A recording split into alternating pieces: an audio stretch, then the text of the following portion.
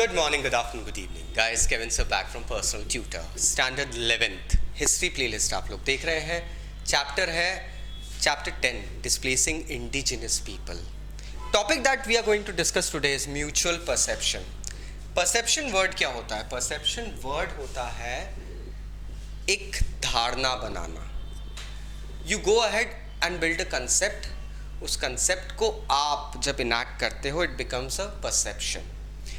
दोस्तों 18th century में European, हम जानते हैं इसके पहले जो चैप्टर था दैट इज चैप्टर 9, रेनाइंसेंस पीरियड आया था. एजुकेटेड लोग, शहरों में रहने वाले लोगों को यूरोपियंस ने एक टर्म दिया था that was known as civilized. तो सिविलाइजेशन जो वर्ड है वो एग्जिस्टेंस में है. जो लोग शहर में रहते हैं, जो लोग प्रॉपर प्लानिंग करते हैं, जो लोग एक लेवल अटेन कर लेते हैं इनलाइटनमेंट का या नॉलेज का, वो लोग सिविलाइज्ड होते हैं. इसका सीधा मतलब ये हुआ कि जो लोग एजुकेटेड नहीं हैं, जो लोग विलेजेस में रह रहे हैं या किसी ऐसी लैंड में रह रहे हैं, स्पेसिफिकली जो कि जंगल में रह रहे हैं, दे आर अनसिविलाइज्ड. तो ये जो टर्म निकल कर आया, दिस वॉज वेरी कॉन्ट्रोवर्शियल. जिस तरीके से अगर चाइना में रहने वाले को चीनी बोलते हैं, जापान में रहने वाले को जापानी बोलते हैं, तो जंगल में रहने वाले को जंगली क्यों नहीं बोल सकते? लेकिन सोसाइटी के जो परसेप्शंस होते हैं ना दोस्तों, वो बहुत अलग अलग हो जाते हैं. इसी तरीके से शहर में रहने वालों को सिविलाइज्ड बोल दिया, तो जो जंगल में रह रहे हैं, ग्रासलैंड्स में रह रहे हैं, कबीलों में रह रहे हैं, ट्राइब्स में रह रहे हैं, उनको अनसिविलाइज्ड बोल दिया. ये टर्म दे दिया गया था जॉन जैक रोusseau. ये कुछ ऐसे फ्रेंच फिलोसफर्स में से, उस टाइम के इंटेलेक्चुअल्स में से एक पर्सन था जो हाईली इस डेफिनेशन को कंडेम करते थे.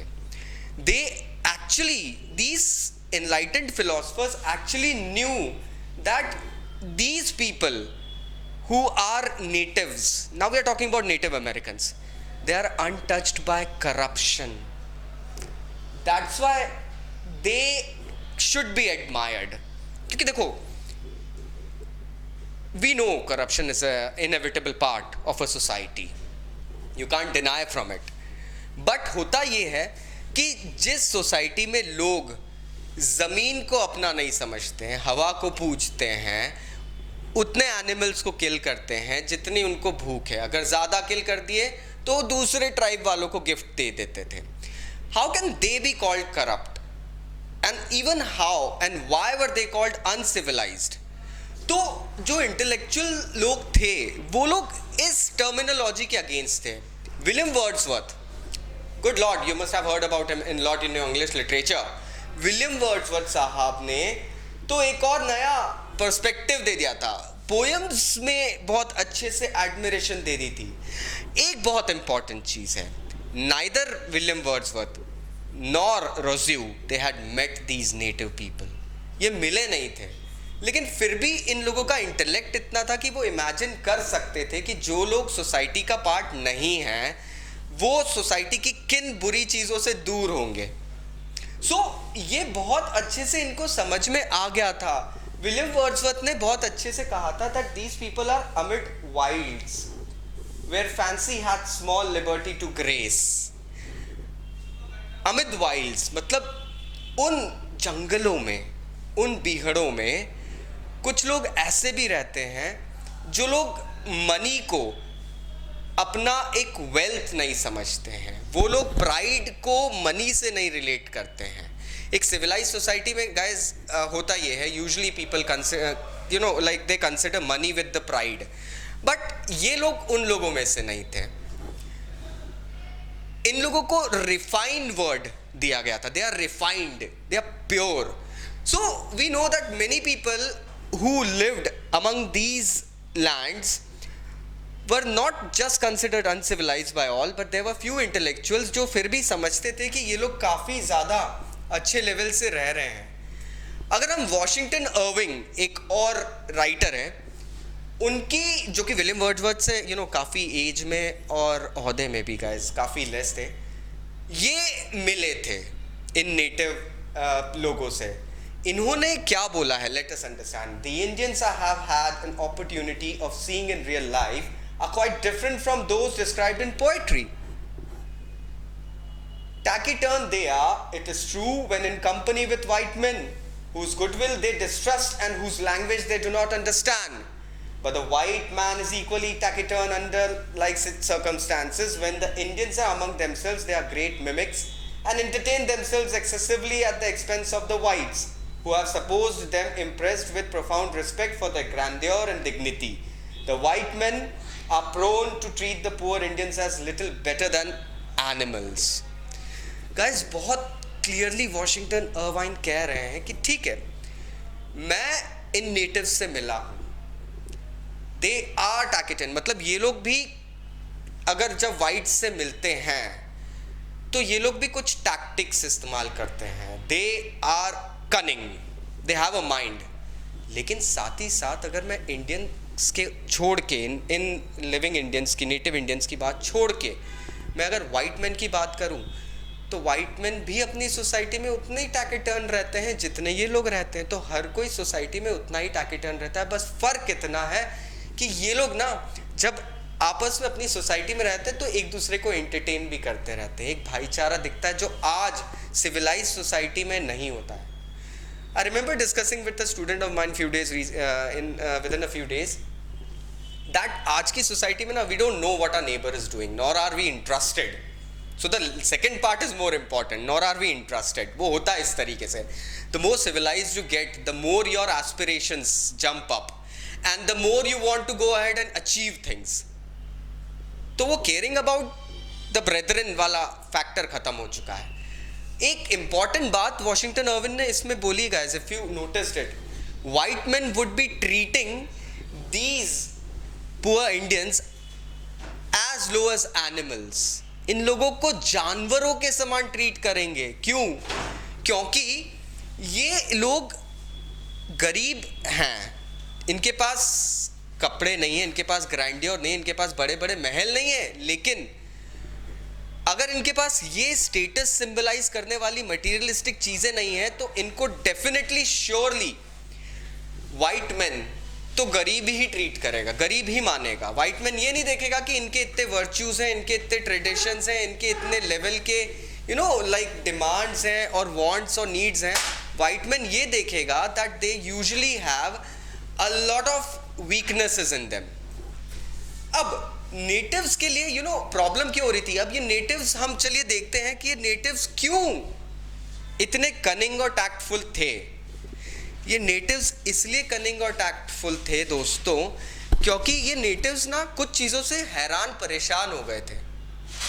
इनिशियली जब यूरोपियंस आए थे तो हम एक चीज़ बहुत अच्छे से रिमेंबर करते हैं that the Europeans had reached the American lands in order to trade. वो लोग वहाँ पे ट्रेड रिलेशन इस्टेब्लिश करने गए थे. अब यूरोपियंस जब कुछ सामान इन नेटिव अमेरिकन्स को देते थे तो दोस्तों नेटिव अमेरिकन्स ये नहीं समझते थे कि ये ना हमारे किसी सामान के बदले में फर या कुछ भी दूसरी चीज़ ले रहे हैं, हमसे फिशेस ले रहे हैं, उसके बदले में ये हमको पैसा दे रहे हैं. पैसे का कंसेप्ट ही नहीं था ना. परचेजिंग का जो कंसेप्ट था वो तो डेवलप ही नहीं हुआ था. नाउ ये जो चीज़ आई थी यूरोपियंस के लिए, कमोडिटी एक्सचेंज क्या था? A source to become rich. आज एक बिजनेस करने वाला पर्सन कमोडिटी एक्सचेंज क्यों करता है? He wants to earn money.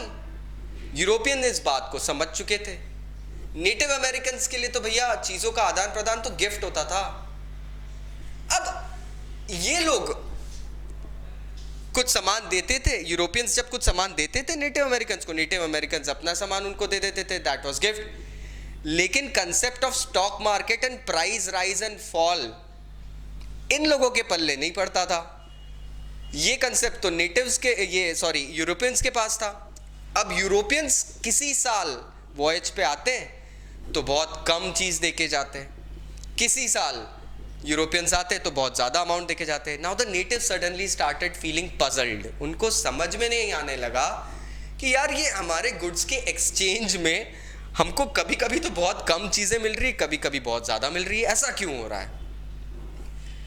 अब यहां पे क्या हो रहा था, क्योंकि देखिए यूरोपियंस जब आते थे फर लेने के लिए, वो लोग इतनी ग्रीड दिखाते थे ना, they started slaughtering animals and creating massacre. Native Americans ने कभी इस तौर पे सोचा ही नहीं था। इनको नेटिव अमेरिकन्स, मैंने जैसा कि आपको कहा था, ये लोग नेचर की चीज़ों को पूजते थे।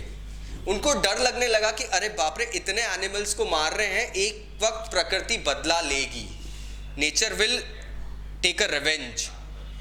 अब ये चीज़ें यहाँ पे आने लगी और इससे हम डिस्ट्रॉय हो जाएंगे। तो नेटिव अमेरिकन्स थोड़ा इससे डरने भी लग गए। भोले लोग थे दोस्तों। अब उसके बाद में यूरोपियन ट्रेडर्स पहले तो सिर्फ ट्रेड करने आए थे, बाद में वो सेटलर बन के आए। दोस्तों सेटलर मतलब कि अब आप सिर्फ किसी जगह पे जाके ट्रेड रिलेशन नहीं कर रहे हो, now you are planning to live in that place and own that land. तो they came as settlers. 17th century से हुआ ये था। यूरोप के अंदर रेनेसा पीरियड शुरू हुआ था दोस्तों। क्रिश्चियनिटी और चर्च के अगेंस्ट में बहुत सारे लोग खड़े हुए थे। अब उन लोगों ने प्रोटेस्टेंटिज्म, जिसको हम लुटिज्म वगैरह कहते हैं, मार्टिन लूथर के अंदर प्रोटेस्टेंटिज्म वगैरह बनाया था, लेकिन they were in a search of a place to live, start up a new life, at times hide from being prosecuted. डर ये भी था कि हमको चर्च या किंग की तरफ से सजा मिलेगी। तो ये लोग यूरोप छोड़ के अमेरिका जाके रहने लगे, एक नई लाइफ की तैयारी में, एक नई लाइफ ढूंढने के लिए। दोस्तों होता यह है कि जमीन मिलना कोई अमेरिका में प्रॉब्लम नहीं थी, जमीन बहुत थी, बहुत ज्यादा जमीन थी। लेकिन धीरे धीरे ये जो सेटलर्स थे, ये लोग और पहले कोस्टल रीजन्स में रह रहे थे, फिर ये लोग अंदरूनी इलाकों में जाने लगे, इनलैंड में, जहां नेटिव्स के विलेजेस थे। इन्होंने जंगल साफ करना शुरू करे, खेत बनाना शुरू करे, क्योंकि अमेरिका में जो लैंड थी दोस्तों, it had never been used for cultivation. So Europeans found कि यहाँ पे जब हम कल्टीवेशन करेंगे, हमें बहुत ज़मीन मिल रही है, हमारी जो जो क्रॉप होगी, दैट वुड हार्वेस्ट जो होगी हमारी, दैट वुड बी लाइक गजिलियंस। अब नेटिव अमेरिकन्स का पॉइंट ऑफ व्यू किसी भी जगह का बहुत अलग था, और यूरोपियंस का पॉइंट ऑफ व्यू किसी भी जगह को देखने का बहुत अलग था। नेटिव अमेरिकन जब जंगल देखते थे तो उसमें एक पाथ दिखता था, जब यूरोपियन एक जंगल देखते थे उनको पेड़ दिखते थे, टिम्बर, काटो। अब ये चीजें ना बहुत गलत होती थी, क्योंकि नेटिव अमेरिकन्स जंगलों को देखते थे कि ये एक सोर्स ऑफ फूड है, यहाँ पे दूसरे क्रीचर्स रहते हैं, एंड प्रोबेबली हमारे एंसेस्टर्स भी रहते हैं। यूरोपियंस को दिखता था जंगल देख के, काटो, टिम्बर ले जाओ, जमीन साफ करो, खेत लगाओ, कॉर्न फील्ड्स उगाओ। जेफरसन की अगर मैं बात करें तो थॉमस जेफरसन का एक आइडिया था दोस्तों। He wanted a country to establish a country, actually not created, establish a country that would be full of Europeans with small farm। भाई यूरोपियन फैमिली आएगी, एक घर बनाएगी, खेत बनाएगी और रहेगी।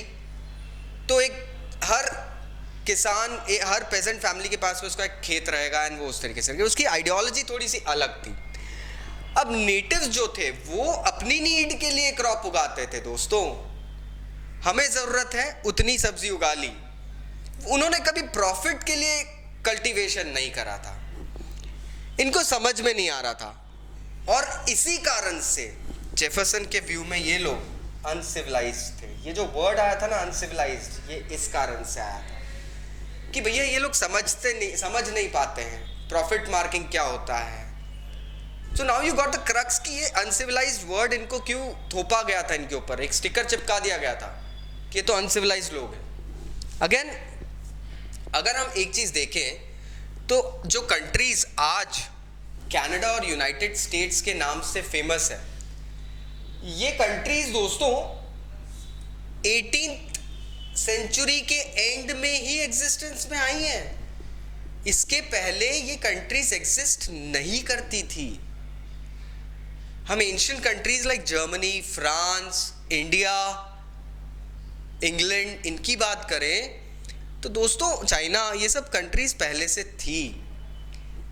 18th सेंचुरी में कंट्रीज एग्जिस्टेंस में आई और इन लोगों के जो लैंड साइजेस, इनके साइजेस जो थे ना दोस्तों, वो साइजेस प्रोबेबली उतने भी नहीं थे कि हम उसको एक लार्ज स्टेट बोल पाए। वो साइजेस आज के साइजेस के कंपैरिजन में तो बिल्कुल फ्रैक्शंस थे। अब अगले 100 साल में धीरे धीरे इन कंट्रीज के जो सेटलमेंट्स बने थे, उन्होंने अपनी टेरिटरी एक्सपांड करना शुरू करा। बात करते हैं,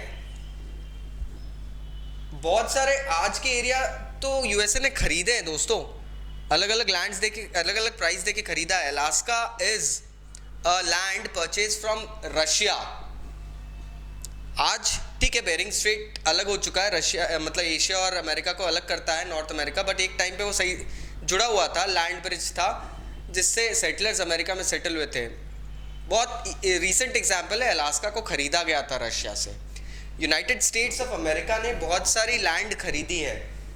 उन्होंने साउथ में जो लैंड थी वो फ्रांस से खरीदी है, जिसको लुजियाना परचेज कहते हैं।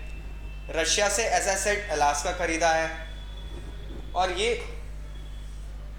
फ्रांस से लुजियाना परचेज। इसके अलावा यूएसए, मेक्सिको जो एरिया था, सदर्न यूएसए काफ़ी हद तक मेक्सिको का पार्ट हुआ करता था। बहुत वॉर्स हुए दोस्तों, और मेक्सिको को हरा के यूएस ने वो लैंड एक्वायर करी है। ये किसी भी नेटिव के कंसेंट से नहीं हो रहा था। कोई नेटिव इसमें अपना वर्डिक्ट दे ही नहीं रहा था, उनको पता ही नहीं चल रहा था चल क्या रहा है। अब जब वेस्टर्न फ्रंटियर यूएसए की शिफ्ट हुई तो धीरे धीरे नेटिव्स को भी बोला गया तुम भी चलो, शिफ्ट हो जाओ। Now this is something that was wrong, this is something that nobody was understanding. Natives ने इस तरीके से कभी सोचा ही नहीं था कि हम लोगों के साथ में this would be the problem. 19th century आते आते तो भैया अमेरिका का पूरा पिक्चरिस्क व्यू चेंज हो गया था। यूरोपियंस ने लैंड को नेटिव्स के हिसाब, नेटिव्स जिस तरीके से लैंड को यूज करते थे ब्लेस मी, यूरोपियंस ने दोस्तों उस तरीके से लैंड को देखा ही नहीं था। कुछ माइग्रेंट्स थे ब्रिटेन और फ्रांस के।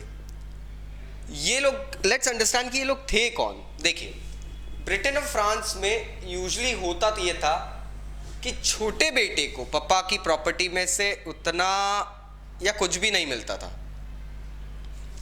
वो एक लॉर्डशिप और एक सिस्टम बना हुआ था that the elder son will be the one who will be taking care of the family, ऐसा कुछ होता था।